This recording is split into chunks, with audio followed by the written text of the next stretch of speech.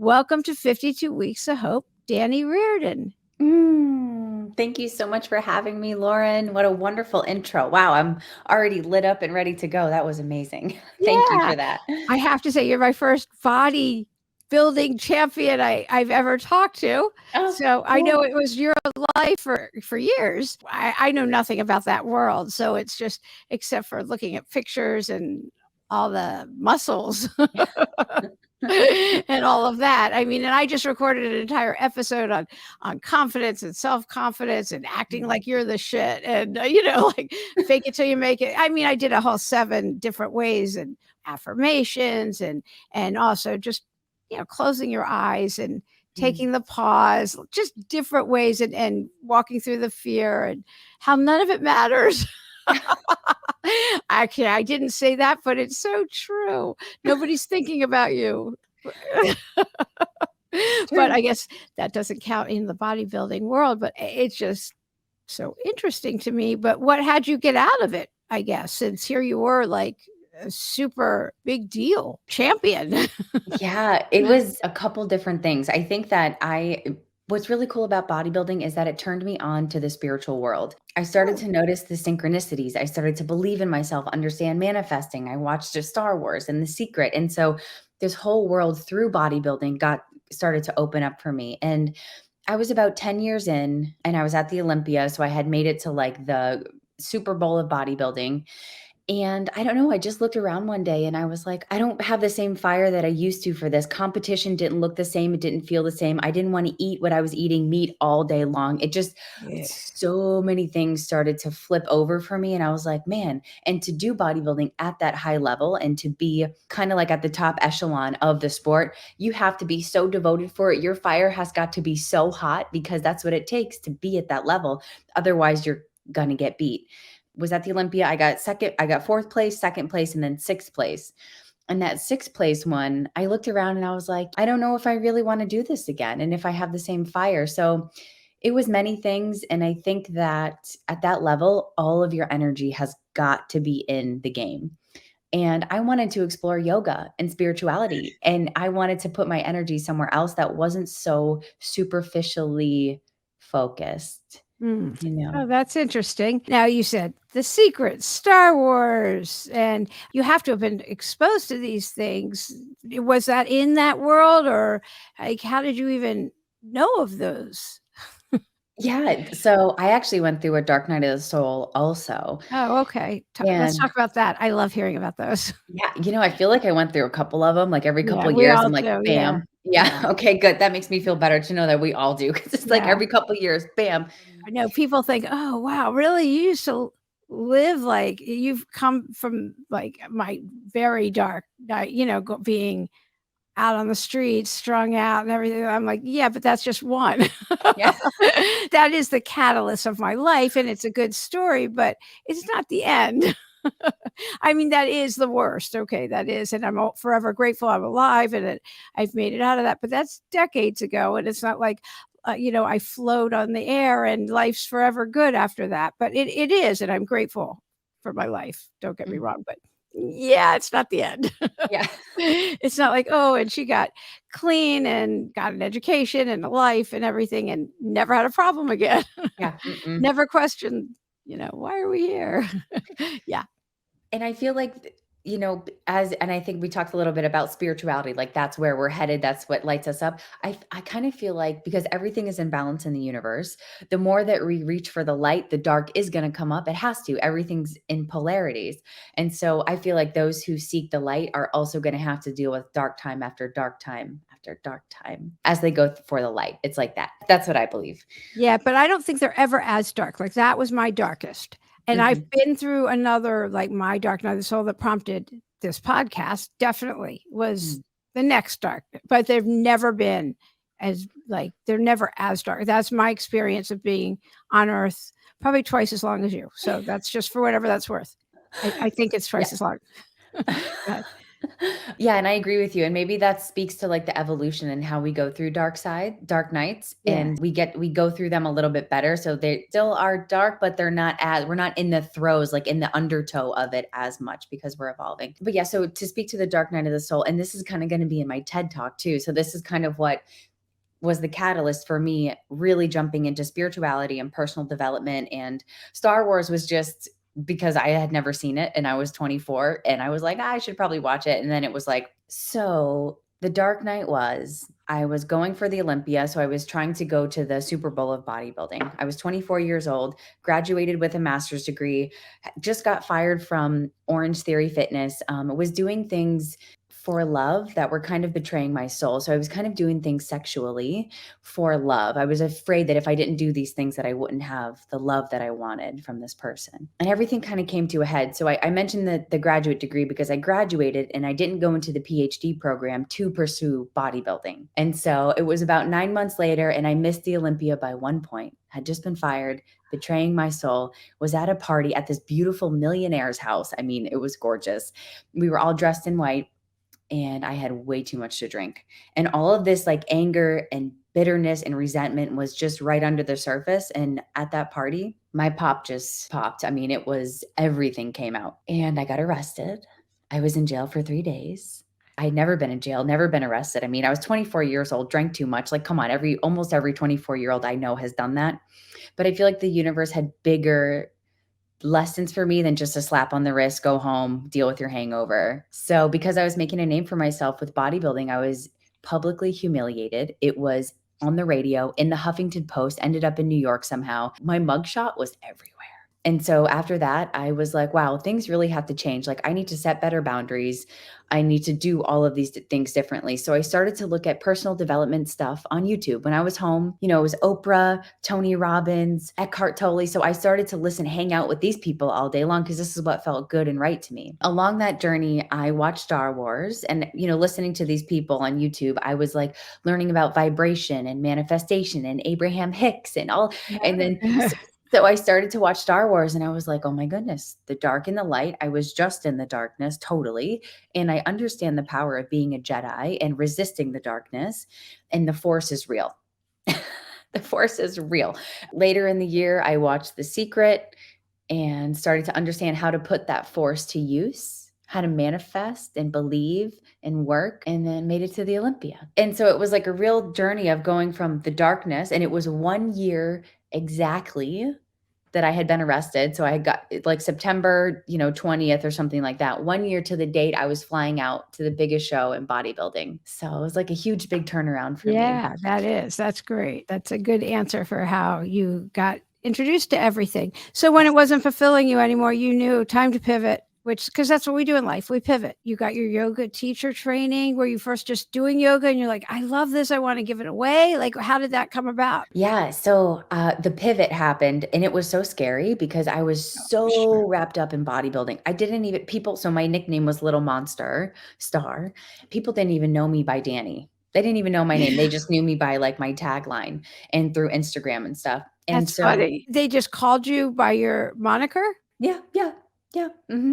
Hey, Little Monster. It was like everywhere, meeting people and doing all these things, but they would just, hey, Little Monster. They're like, I didn't even know your name. And so I didn't even know how much my identity was fully in the bodybuilding world until I left. And I was just like this scared, naked, out in the world, who am I kind of person. And so the pivot happened. We moved to Colorado and I found yoga. I was doing it a little bit just so I could stretch and move because of all the bodybuilding I was doing. I was so tightly wound but we moved to Colorado and across the street from us, there was a yoga studio and I had a month free somehow. My sister had like a month pass and I had no money to pay for a yoga membership. So this month free was like everything. That's when I really, really fell in love with yoga. It challenged my mind, it challenged my body, and it was connecting me to the spirit again, to the universe.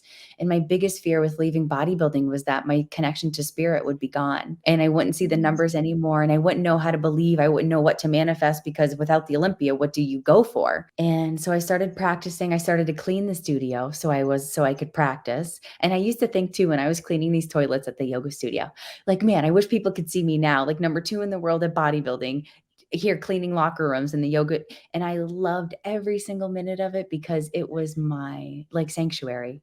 I was giving back to a studio that had breathed life back into me again and a path to living. And then I decided to get my teacher training certification. Yeah, I'm so happy I did. Yeah. See, and this is how people are like, but I don't know what I'm meant to do, because everyone has their own unique handprint. Everybody's here for a reason. You're all here for a reason. Everybody, what lights you up? What brings you joy? And you're talking about this right now. That's it.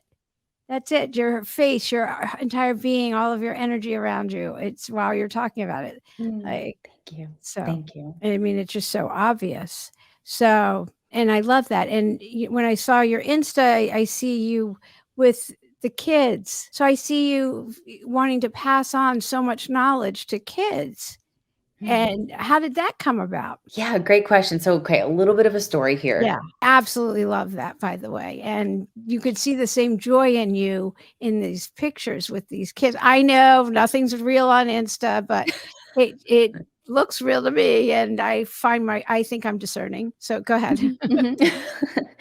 So during the time when we moved to Colorado, I was like, what am I going to do with my life? Like, I need to make money and I do not want to be a group fitness instructor for the rest of my life. I wanted to get far away from personal training. I mean, I love it, but I'm not here to count reps.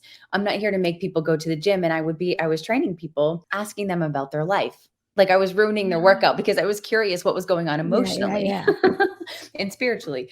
So I started this business called Conscious Champion, which we mentioned in the intro. And originally it started out just for athletes, for bodybuilding athletes, to develop a strong mindset and a spiritual connection, because that is one thing that I know for sure the bodybuilding industry is missing is how do we develop a strong mind where we're not comparing ourselves, where we're not judging ourselves constantly, beating ourselves up because of how big or lean or hard we are. Like it's so like doesn't even matter. And for me, the reason why I believe I did so well, I mean, I'm 5 feet tall on stage. I was 115 pounds, doing very well at a bodybuilding show. Like the stats don't really line up. But for me, I feel like it was mental strength and spiritual development. So that's how Conscious Champion started, was me helping athletes learn that. And then it developed into, I ran that course a couple times, 12 weeks. I had guest speakers on from all over the industry, posing coaches, prep coaches, hormone specialists, like all of these things that I wish I knew when I was competing. And then of course the energy worker. So I weaved in a little bit of that pixie dust to everybody. Yeah. Then it developed into the mastermind, which I just finished doing. And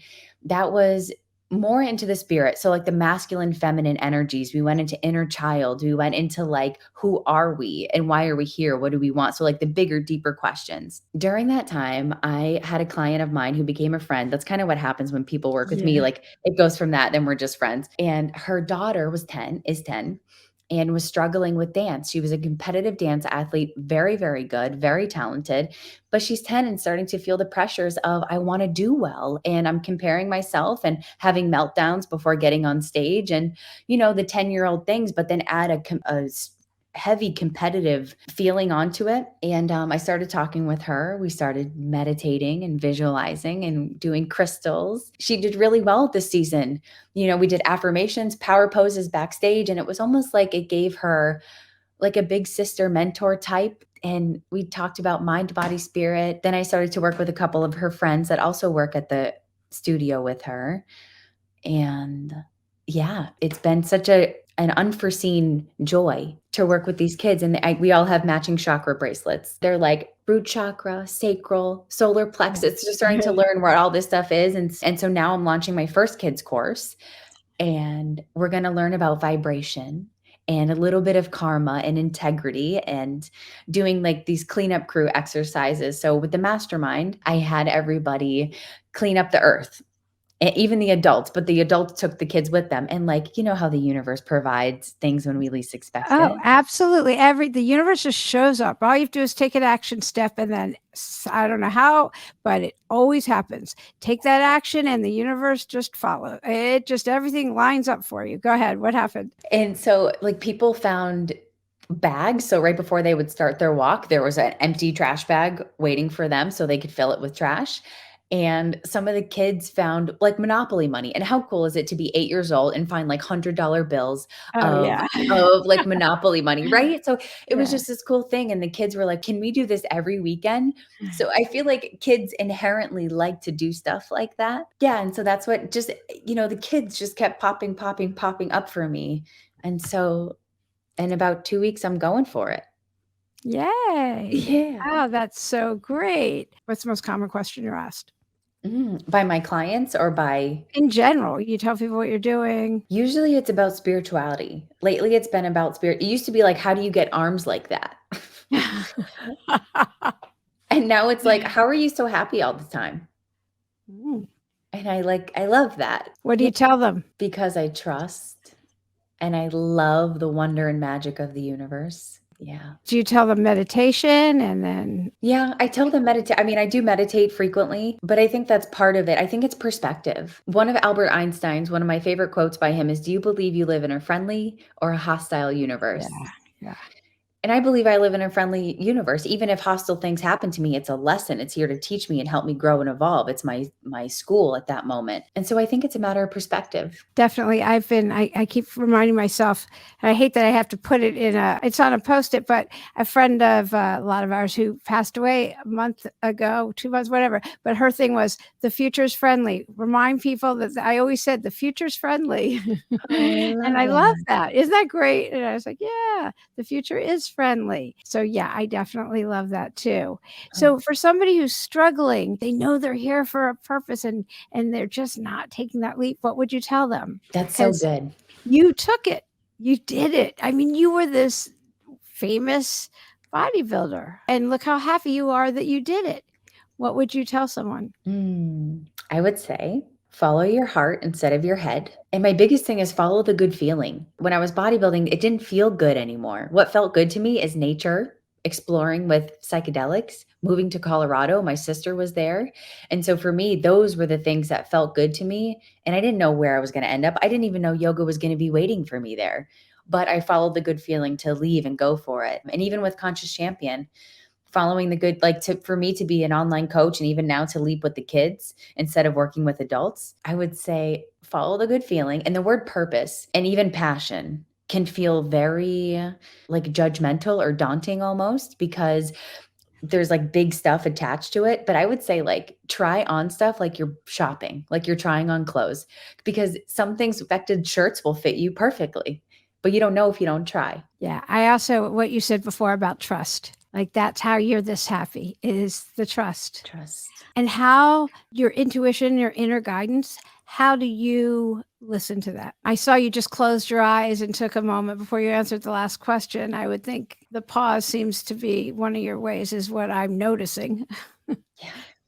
I could get better at the pause because my Yeah. energy is very excited and I Yeah. can't wait to answer and talk. Yeah, so I think it is definitely pausing and listening, like feeling for where it's coming from. Is this coming from an ego spot where I think this is what people want to hear from me? Or is this coming from something that's true and like a lived, felt wisdom experience that I've had?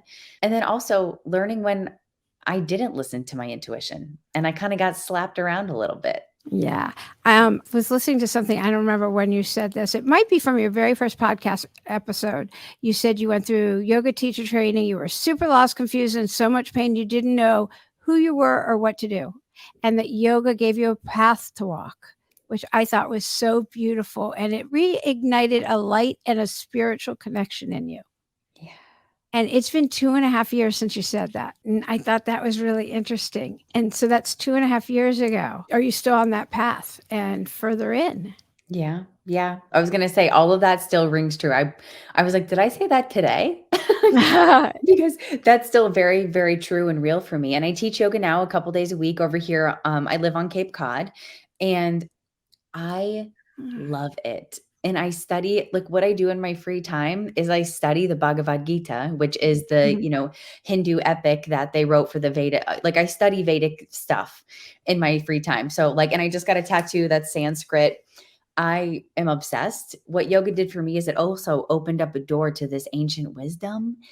And when I teach, not only do I get to geek out, I love the mantras. I listen to them in my car, like when I'm not doing yoga. This is what I listen to normally. And so it's opened up a path for me. And when I'm teaching, it's almost like I'm orchestrating the energy. I talk about the different, Hindu gods and goddesses, like Hanuman is like a big deal for me right now. And so during that, we'll have different poses. I tell different stories. We have different chants and different music that I listen to, that I play. And so for me, it's also kept me really sharp. It's kept me, because I know how I show up leading online courses and in person. I'm a certain vibration. So how I show up to that class is what everybody's going to be experiencing. Right. So it Definitely. really helps me stay and want to stay pure as I can. I mess up here and there. I'm a human, right?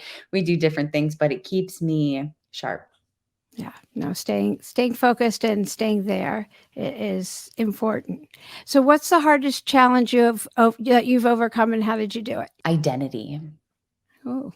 Identity has been a big challenge for me. So after I left bodybuilding, that was the first one where I was like, bam, like, who are you without Little Monster, without eating meat all day? Who is this person? And so then I got dreadlocks because I was like, I want to be earthy, crunchy, like bring it all. So I had these big, long blonde dreads and I loved them. And they were almost like a shield for me. They helped Mm. me go into that next phase of spirituality. They looked spiritual, they felt spiritual, and it helped me make that transition. And then another identity thing happened. I moved up here to Cape Cod over COVID. My parents live up here and stuff like that. So my husband and I, we moved, stayed in one of their cottages, and we're just, saving money, being close just in case shit went down. My dreads were getting really itchy. I was sleeping on ropes. They look really cool in pictures, but to live with them every single day, they're hot, they're heavy, they're itchy. It's a whole thing. And so I heard myself say one day, I was like, why am I keeping these? Why do I have these dreadlocks on my head? And I heard myself say, because you won't look spiritual without them. And I was like, damn it.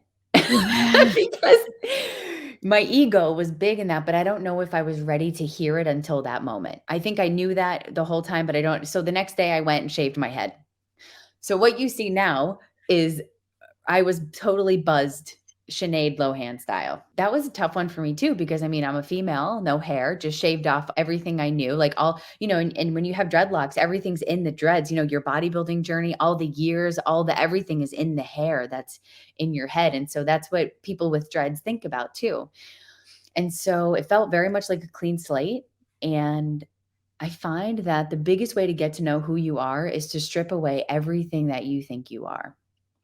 The clothes, the job, the hair, the makeup, the identity, what you do for work. That's huge. That's huge. I think I could do everything except the hair. That's huge. I thought about having dreads. I've thought about lots of things, but my mom took me to a barber when I was really little, and everyone thought I was a boy. And I know everything's gender neutral. I do discrimination law. I understand. I Yeah. understand pronouns. Like I get all that. This is me. I'm not talking about anybody else right now. I didn't like being called a little boy when I was a little girl. Yeah. When I went to the barber, and I've big hair. I've always had big hair, but if it's long, I can manage it. I can stick it in a braid. I can do stuff with it. I just can't even imagine when it's short. I can't manage it. I can't imagine shaving my head. I used to wish that if I shaved my head, it would grow back thin and straight. Like I just anyway. Yeah. So that was a big one. And the whole That's grow out huge. process, it was. I can't even like. And now I'm so happy that I did it. And when it started to grow back, I got like a cute pixie cut, and it Yeah, was like your hair's short so and cute. silky. Yeah. And then I still kind of keep one side like shaved, or have like a little undercut, so it's Yeah, shaved a yeah, little bit. But my hair is actually big. Like I can curl it and it's a big poof, or I can straighten it and it calms down. But that was huge for me. And now I know who I am with or without hair. If I were to shave my hair tomorrow, I would feel totally good with it. I know spirituality doesn't have to look a certain way. I know who I am without muscles, without dreadlocks, without living in Florida or Colorado. I know who I am now. So now identity is not something that I struggle with. It's something that I know, yeah. and it's in the inside. It's all on the inside. Yeah. Everything is an inside job. Yeah. It's just like the compare and despair and all that stuff. Everything you've said, I think I talked about in my confidence episode, because I was taught the only thing I can compare myself to is where I've come from. I cannot compare my insides to your outsides ever. I Mm. can only compare me to where I've been, and that is it. There is no all that compare and despair stuff is like, no, not allowed. I don't allow myself to do it. Yeah, it just doesn't work. Like, yeah. Oh, I love that message. I think for girls more so than anything. And again, I'm being gender. Just I'm using me. Like nothing meant here by that. But the hair like, is huge. I so relate to that, and I think that's a big, powerful statement. Yeah, there's a huge journey there. Do you have a message of hope you want to give? A message of hope. Yeah. For people out there who are maybe struggling with body image issues or even the voices in their head, you're not either of those things. You're not the body, you're not the mind. And I know because I've achieved greatness with both of those, and it still wasn't me, still wasn't who I was.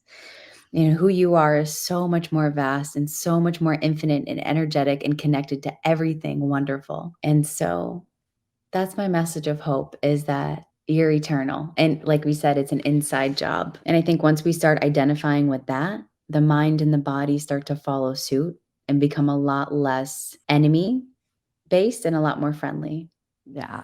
No, that's so good. And when you say you've achieved greatness, and it didn't fix you to achieve those, I guess. It wasn't until you get spiritually fit or take care of that inside piece that we feel okay. Yeah. Balanced, whole, however you want to put it. I was Yeah. taught if it describes dinner, it's not a feeling. Okay describes dinner, so Oh, I like that. yeah. So, oh, that's so good. And by the way, I have all of Dani's links, of course, are going to be on the website, every way you can reach her. And yeah, and I just think that's so great. Is there any question that I should have asked you that I didn't ask you, and that we're going to be done here? And you'll be like, I can't believe Lauren didn't ask me that question. Is there anything else that I should have asked? No, I don't Okay. think so. No. Okay. I just want to make sure. Okay. Okay, good. This was great, and we'll live stream so that if anybody has any questions, just go ahead and send them over to me. Thank you so much for being a guest today on 52 Weeks of Hope. Thank you so much for having me, Lauren. This was amazing. Thank you for pulling this out of me. It was great. Yeah.